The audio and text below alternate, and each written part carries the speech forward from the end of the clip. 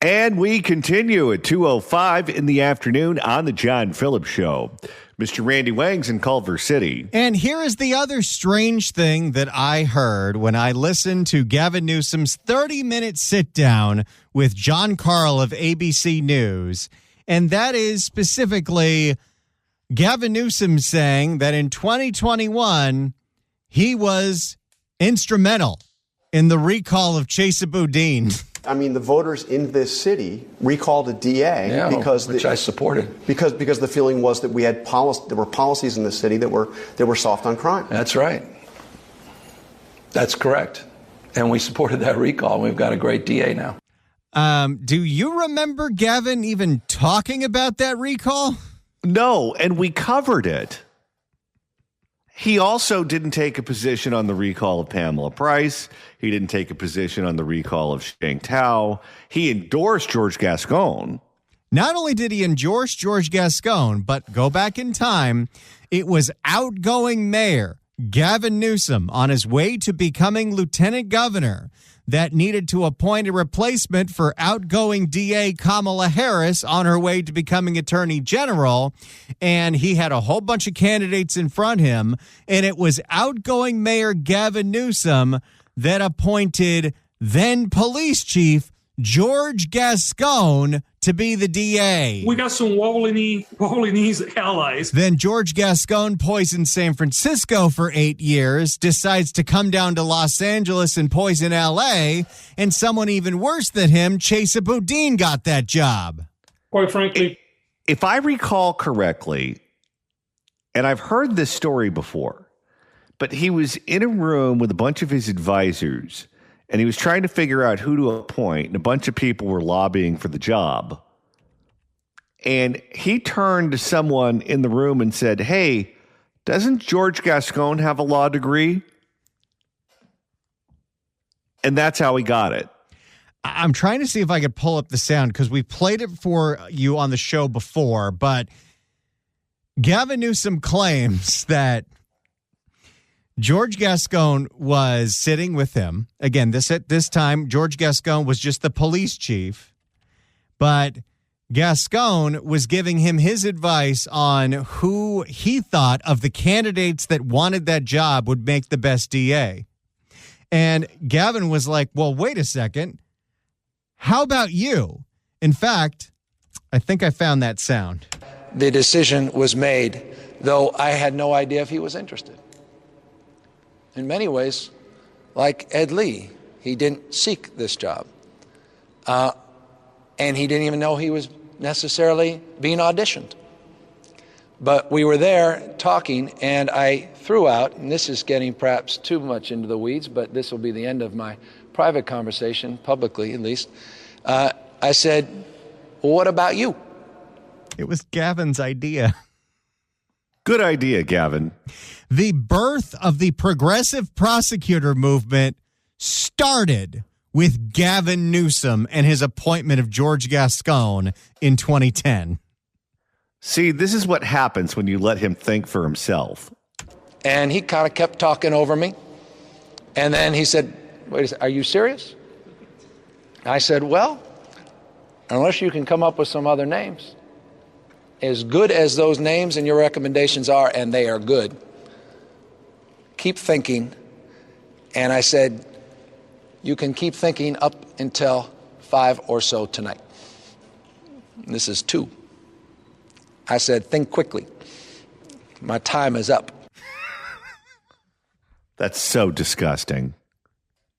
It all goes back to Gavin. So who's the real Gavin Newsom here? The Gavin Newsom that gave George Gascon the idea to be a prosecutor? we got some wobbly knees allies. Or the Gavin Newsom being interviewed by John Carl saying, no, we were totally behind the recall of Chesa Boudin. What are you talking about? You know, a lot of this would make a lot more sense if he was on drugs. We just got an email about that, too. Do I dare read that one on the air? No. It's really good, though. What happened in North Beach a million years ago is not something you're going to read about on the air today. No snow parties? Nope. It's a good It's one. alleged.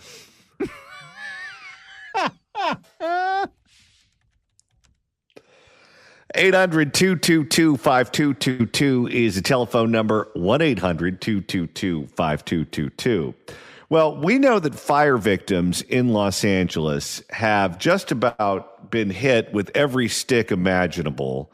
And Randy, it looks like Southern California Edison is about ready to not do them another favor. So at this point, even the head of Edison International has admitted, yeah, we started that fire. They've had to admit it. They've been charged by the federal government for starting this fire as well as another fire. And one of the things that SoCal Edison has done to get out in front of the story is go to the fire victims and lowball them. Because that's what they do. If you promise not to sue us, which would be a long and arduous process, because of course we're going to fight it every step of the way, we'll give you a little bit of money. You can have it right now. Who's going to take this? Good question. Well, SoCal Edison made what they're claiming is their final offer to the victims of the Eaton fire in the ravaged Altadena area. Let's see what they have to say about it. Here is a report from CBS LA. SoCal Edison today released what it calls its last and final offer to Eaton fire victims. Yeah, plan to compensate. It must be fun when you're a monopoly and public image doesn't matter at all. It's so insulting. Imagine having your home burned down in the fire. You're still in a Hampton Inn. They come at you with some insulting offer and say, last, best, and final. Well, and not only that, we've seen this with other fires they've caused in the past, the Signal fire and the Woolsey fire. Once those lawsuits go through and they have to pay through the nose with these settlements, what does the CPUC allow them to do? Raise the rates on the fire victims to make up that money that they lost. Because why not? Yeah, plan to compensate them for losses with the money coming directly from the utility. No attorneys, no lawsuits involved. Hunter Sowers live tonight in Altadena with the offer and reaction to it. Hunter? Yeah, what makes this different is that those attorneys can be involved, Susie, in this payout with these updated terms. I can tell you SoCal Edison telling me tonight that this is a way to get a quick payout to those who need it most. But critics feel it could prevent some of the most vulnerable from not getting the full amount they're due. They know they're screwed. There's not a jury in the world that is going to say, no, SoCal Edison wasn't in the wrong here.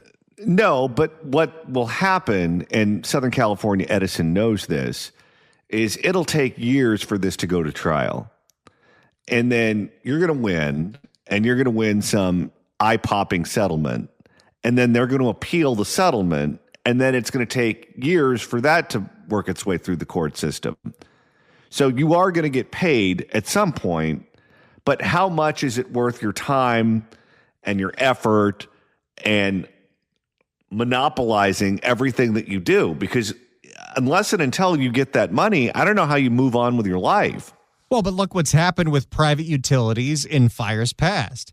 Look at the settlement that was made between the victims of the Camp Fire in Burn Down Paradise, where somehow they got paid not in cash, but in PG&E stock. Yeah, how was that allowed? Gavin? It's been 10 months since the deadly Eaton fire destroyed Shauna Dawson Beer's historic 100-year-old home. This is a lot. Reducing her life to ash. I was not surprised. To be candid, my initial reaction was that they must know that they're in serious trouble. She's reacting to the final compensation plan released Wednesday by SoCal Edison, saying even with the changes to expand who is eligible for a payout, it's still not good enough. You know, this is not a gift. It's not an altruistic act. SCE isn't seeking to make anyone whole or to... No, this is they want to cover their ass and, most importantly, get you to sign something that says you won't sue. Because lawsuits can be catastrophic for organizations. I mean, go back to our conversation yesterday with Seneca Scott about the lawsuit the city of Oakland lost and how that lawsuit could push that city into bankruptcy. We've seen that happen before. It happened with Mammoth Lakes up in Northern California. A massive lawsuit against Southern California Edison could put their solvency in peril, and they understand this. So they want to rush everyone into taking a bad deal, so they take that off the table immediately.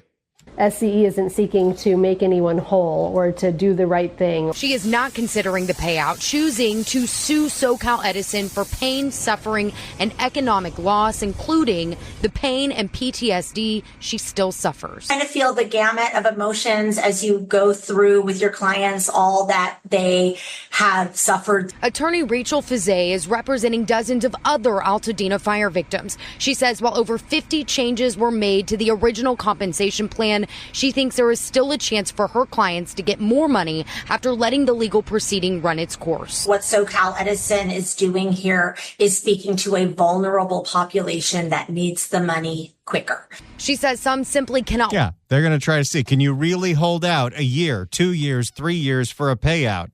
Or how about we give you a tiny little bit now? This is what happens in situations when people are vulnerable. You really see this happen when someone dies. When someone dies and you have to put the person in the ground and you go to the funeral home, boy, they can fleece you if they're not ethical. They really can just take you to the cleaners. Because what are you going to do? Shop around? Go to different funeral homes and say, okay, the guy down the street offered me X, so what do you say you come down from that? They know they have you. And if you're Southern California Edison and you know these people lost everything down to their toothbrush and they're living in a hotel or they're couch surfing or they're doing whatever and their insurance company is trying to screw them and everyone else is trying to get a piece of the action and they just want to go back to normal, you can make them go back to some degree of normal if they take a bad deal. And so you just dangle that carrot in front of them. It's really an abusive thing to do to someone whose problems were caused by you. She says some simply cannot wait for the months-long investigation into what started the fire to finish. And frankly, it's very sad because, of course, there are people that have lost their homes and their jobs and are underinsured and don't have a good place to live and need this money now. The updated plan allows... Whoa. It's not even if you're underinsured. Many of these insurance companies are fighting them tooth and nail over the payouts, where they want to lowball them over smoke damage or whatever. And even though they have a contract that says that they're owed all of this money, the insurance company is going to make them sue them too. Where's the insurance commissioner? Is he supposed to prevent things like that from happening? Yeah, I think he's at a party in North Beach.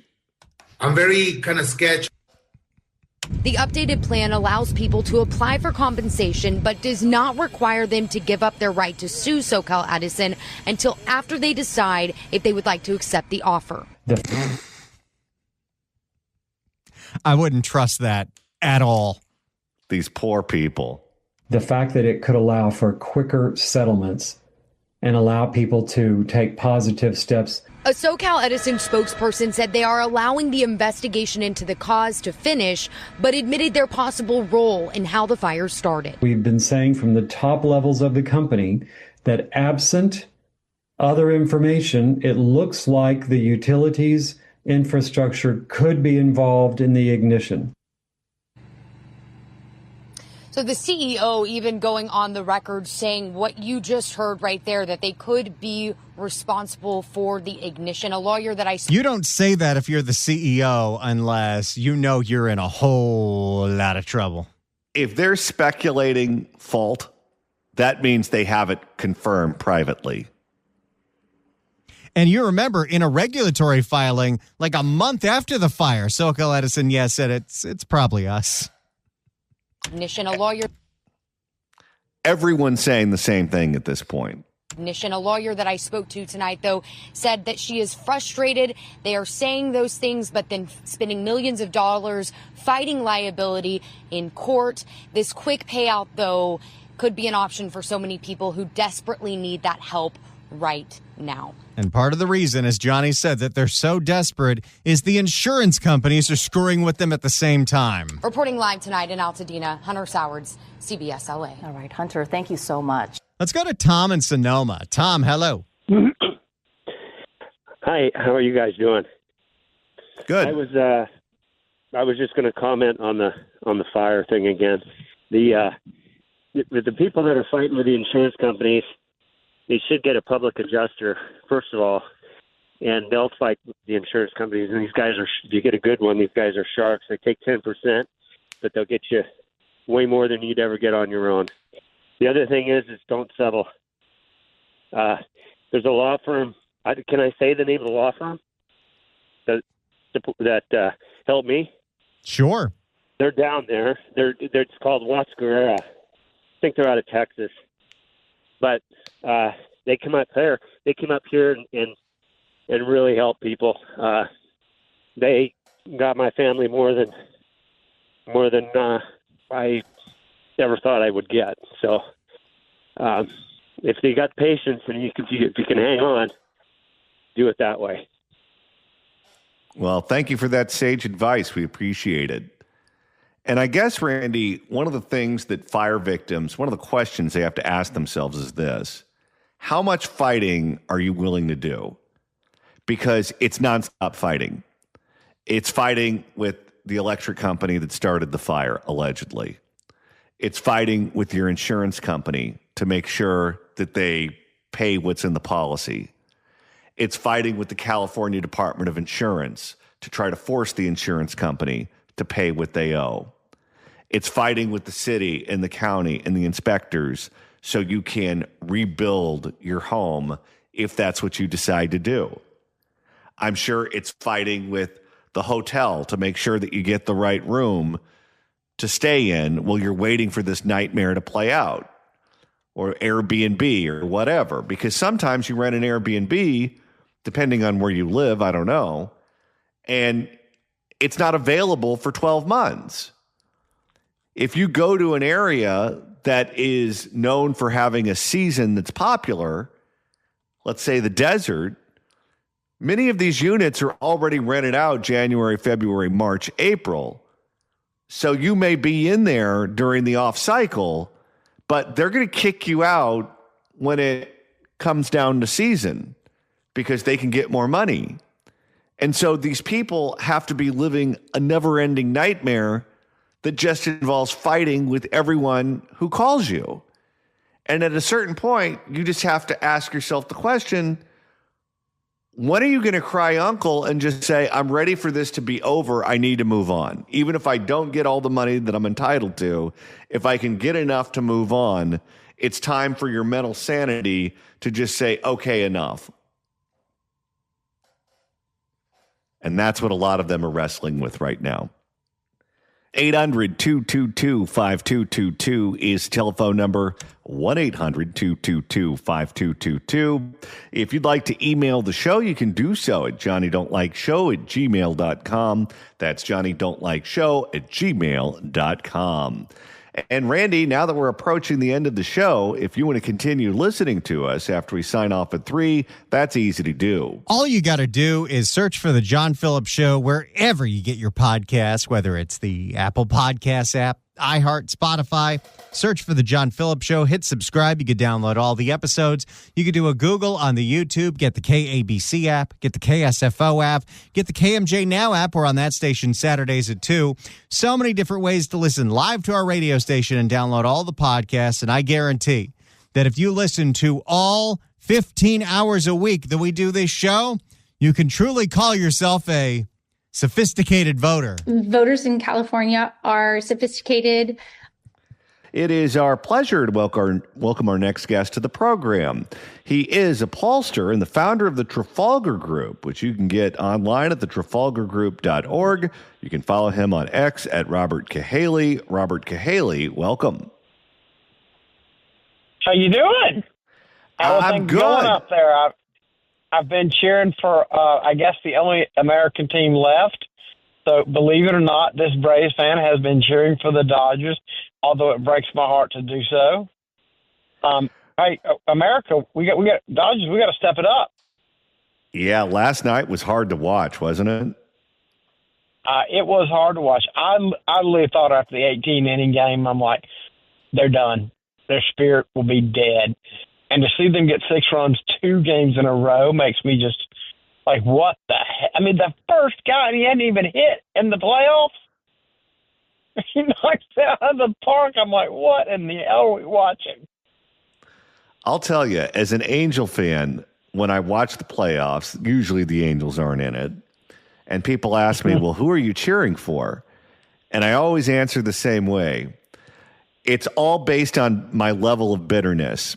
And in this particular playoffs, my bitterness was directed at the Seattle Mariners, because if the Angels can't have it, neither can you. And outside of making sure that the Mariners didn't win the whole thing, I don't have a preference. I'd like to see the Dodgers win, I guess, because it's the American team, it's a California team, but I just did not want the Mariners to win. Listen, I know exactly what you're talking about, and that team, until the World Series, is always the Dodgers for me. I mean, I was cheering for the Tigers. I was cheering for the Mariners. I was cheering for Milwaukee. I was cheering for everybody else. And I'm like, as long as the Dodgers, oh, crap. Well, let's hope it goes 7 games. And the 2 teams that I didn't want to get in there. Yeah, I hope it goes 7 games, because I have truly enjoyed this. I was taping it, went to bed after the after the 7th inning on the 18-inning game, got back up, didn't look at any media so I could watch it in the morning, and I had a whole other baseball game to watch. Well, you didn't have to watch the tape. You could just wake up, have your breakfast, and watch it live, because it was still going on. That's about the truth. All right. Well, we have some elections going on in your world. Yeah. Well, let's go down the list here and start out with the mayoral election in New York City, because it looks like New York City could see a self-described socialist win the mayor's office. Every poll I have seen, every public poll, shows Mamdani, who is the socialist candidate, way out ahead of his nearest competitor, Andrew Cuomo, ahead by double digits in every poll I've seen. Is that race over? Let me tell you the one thing people don't know about that race, nobody's paying attention. That race has what is called ranked choice voting, which means who the top 2, then they go back to the third guy who didn't make it and say, who was your second choice? And so if those 2 numbskulls could get their heads together, and everybody who's voting for Sliwa would make their second choice Como, everybody voting for Como would make their second choice Sliwa, they could win this race. Because it is ranked choice. Check it out. I'm not making it up. That's the way they work. It's like an instant runoff. But what's going to happen is they're going to get hardcore, and they're going to go in there, and people who vote for Sliwa aren't going to make a second choice. Or they're going to do something stupid like say Sliwa was their second choice. And the same thing with Como, and they're going to lose this race because nobody's got the ego. I mean, they can both stay in. They just need to commit to have their supporters support the other guy if they don't make it. It's unreal to me. Well, I guess it shouldn't be, because we've been in this business a long time, you and I. But it's unreal to me that egos are the size of North Dakota, to the point to where you can look at these facts, and it's not something that you're just making up. It's not some crazy theory that you came up with. It's just simple math. The math is the math, and this is how it is. And neither one of them are willing to bend, not 1 inch. If you add their votes together, they're 2 points ahead of Mamdani right now. Unreal. It's the stupidest thing, but the thing is they won't. I mean, that's one of the benefits of ranked choice voting is you don't have to have you don't have to have crazy pluralities to determine what's going on. There is a socialist mayor in Chicago right now, a guy who won the Democratic primary and then went on and won the general election, largely by receiving the help of the teachers union. The teachers unions wanted that guy in there. And now he's looking at single-digit approval ratings as mayor of Chicago. It looks like if he runs for re-election, that's not going to happen. Could you see a scenario where Mamdani ends up like him, or do you think that he has enough charisma to prevent that from happening, even if New York City becomes a basket case under his leadership? No, I could definitely see that happening to him. There's no question. I think his ineffectiveness will be clear at the very beginning, because what'll happen is Candyland ain't gonna come to fruition, and when it doesn't, first of all, he's not going to get all those taxes raised on all those billionaires. They've got a little more influence than he thinks they do, and people are already paying too much. People who think they're rich aren't rich by New York standards. Well, here's what I don't understand. He said on many occasions that he believes, and he's a socialist, that the government should own the means of production. And he wants the government to take over healthcare, and he wants the government to take over the grocery stores, and he wants the government to take over private industry. Okay, well, let's just look at that from the point of view of how do you make that actually happen? If that's what you believe in and the voters say, yeah, we're down with that, what do? Do you show up to the grocery store and you say to the guy at Whole Foods, hey, we're taking this over through eminent domain and it belongs to us now? Do you go to an empty grocery store, one that went out of business? I wouldn't want to be the guy who did that, because I don't think my Amazon packages would come anymore. Yeah, you won't be able to eat. People are going to starve in New York City if he's in charge of the grocery stores. Are you kidding? It's ridiculous. I mean, he just doesn't have a clue. I mean, you start messing with Whole Foods, you're messing with Jeff Bezos. I wouldn't do that. He might end up on Mars by accident. I mean, but that's what it would take, wouldn't it? If the government owns the means of production and you want to be in charge of the grocery stores and other industry, you can either compete against them and undercut them on price, or you can just go in and take it. Yep. Well, that's stupid. I mean, none of the stuff is real that he's talking about. It's all Candyland crap. It's not.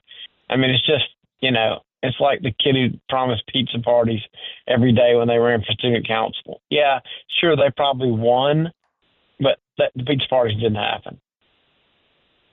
But his people seem to believe him. His people seem to believe that he's going to go in and just take over Whole Foods. And if and when he doesn't do that, because it's not doable, I mean, the courts will stop him if he tries to, I would assume. I mean, I don't know what they're like in New York, but you just can't take someone's private property from them. You can if you're going to build a military base or you're going to build a freeway or whatever, and you can make the case that you need it for public use. Eminent domain is used for those sorts of things all the time. But to take it through eminent domain because you just want it more than they do, or you want it and you have the power of the government, so you're just going to take it. I mean, that's crazy talk. Well, when you talk about his people, you're talking about people who think Hamas is going to have a float in the next gay pride parade. These people don't get the real world. All right, let's move on to New Jersey, because I saw a poll today, an Emerson poll, and I think they were decent in the last cycle with their various. Is the best academic institution in America.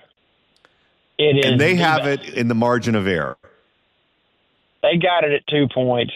Trafalgar and Insider Advantage have it at 1 point. Coefficient has it at 1 point. And Qantas has it at 2. Qantas has it at 3. Now, everybody else that I didn't say sucks at elections. Look at their records. So the ones that don't suck at elections are saying this thing is a nail biter. So if you have it at 1 point, Emerson has it at 2 points. Everyone that you respect has it at either 1 or 2. you're all saying the same thing, that this thing is in the margin of error, so it's going to come down to turnout.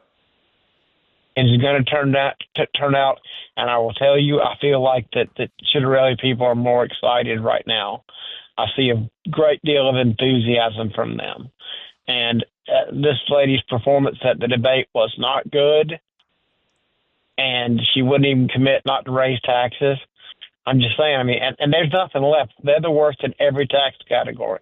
I mean, this woman is going to, I mean, everything you do in New Jersey is taxed right now. She's going to have to introduce a sleep tax to do something new in New Jersey. So you think the Republican could win that one, or it's going to be close regardless? Yes, I think it's going to be a nail biter. And everybody needs to remember we had the number one poll in New Jersey last time.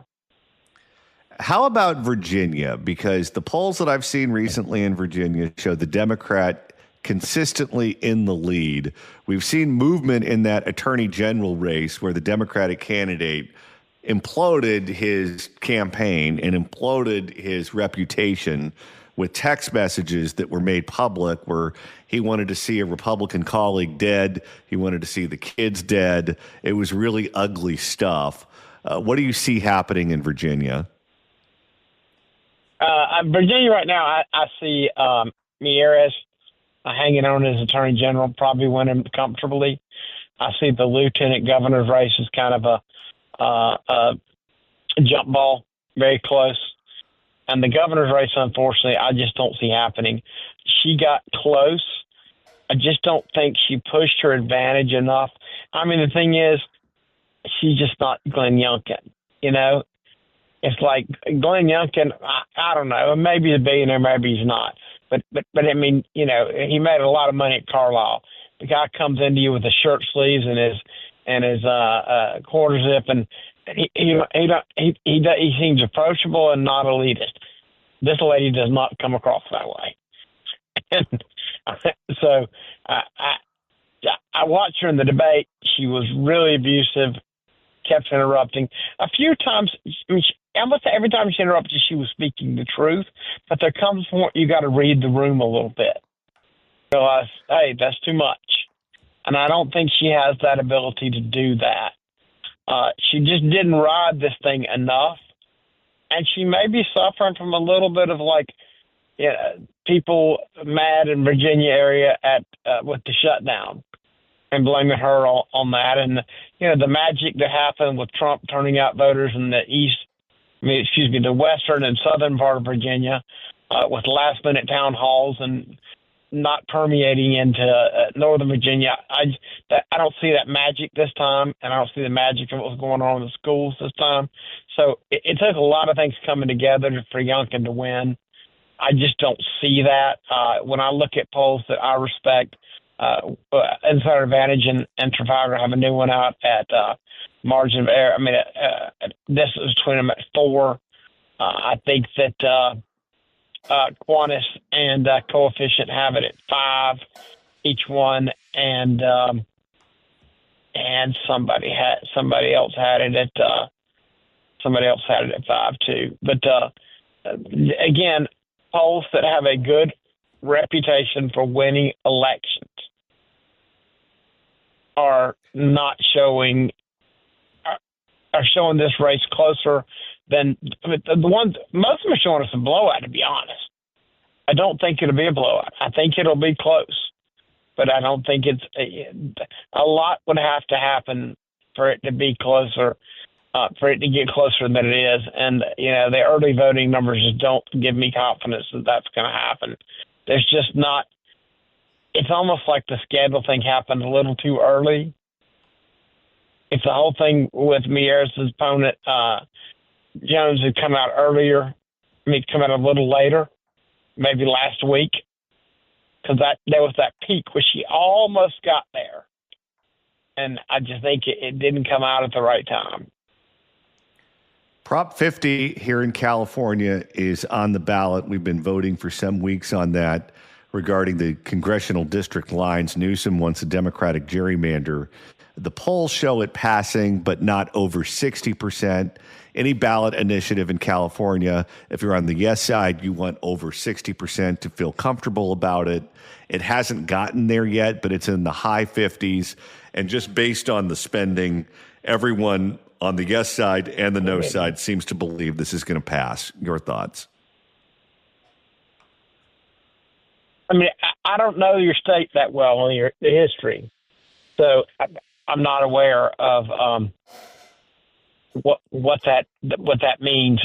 But I would tell you, if that's the way you feel about it, I gotta believe there's enough people out there that just kind of think we got a good system. Why would we wreck the whole thing? But again, it is going to depend on I don't see much about that. I just haven't followed it that closely. But, it really does seem ridiculous. And frankly, the way y'all do elections out there just scares me. I mean, what was it? 15 million is the most voters we've ever had, but they mail out 25 million ballots. I got no confidence in elections like that. I'm sorry. I just don't. Robert Cahaly, pollster and founder of the Trafalgar Group. You can get him online at thetrafalgargroup.org, and you can follow him on X at Robert Cahaly. Robert Cahaly, thanks so much for stopping by, and let's hope there's 2 more games to watch in the World Series. Yeah, let's hope there's 2 more games, and the Dodgers win because America. 100%. Robert Cahaly, thanks so much for stopping by.